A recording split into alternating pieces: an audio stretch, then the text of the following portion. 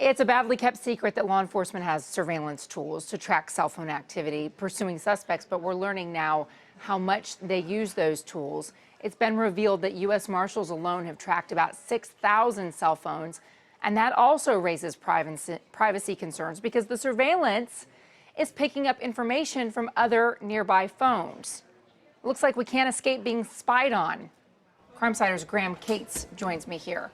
I mean, the thing is that the law enforcement would argue, yeah, we're doing this to track down the bad guys, but they're collecting a whole lot more data. Right, and that's what privacy advocates talk about. The way this works is the device, it's called a stingray. It functions like a mini cell phone tower, and it sits inside usually an unmarked police vehicle.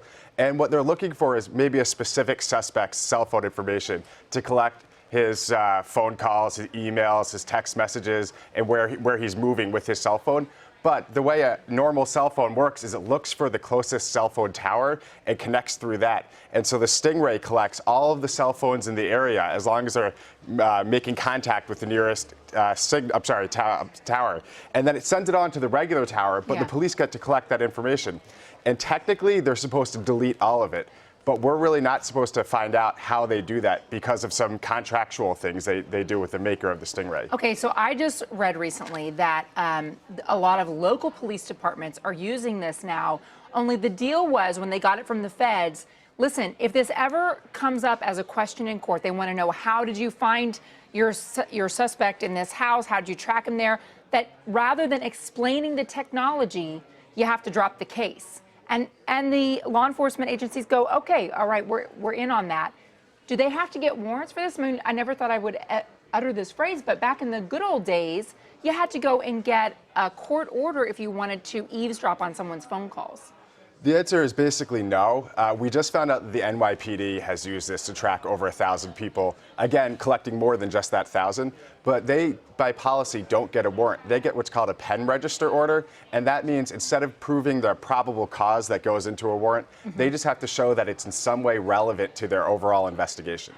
The ACLU, I understand, has identified 60 agencies in 23 states and the District of Columbia that own stingrays.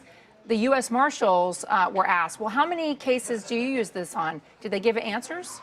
This is really fascinating. The USA Today asked for a log of every case where they've specifically used a stingray. So that's like a spreadsheet that lists each one.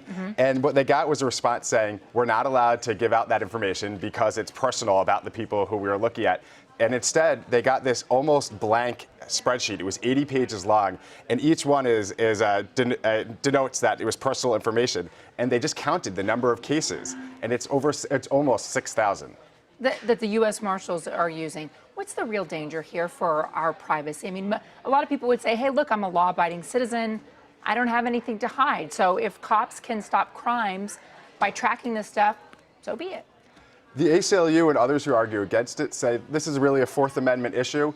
Your cell phone goes into your house, it goes into all these places that are your own property, and typically a warrant is needed in order to collect that information. And you have a right against unreasonable search in these cases. All right, and they're seizing your information too. Graham, thanks. All right, remember, you can track these investigations. You can read up on the big crime stories of the day at cbsnews.com/Crimesider.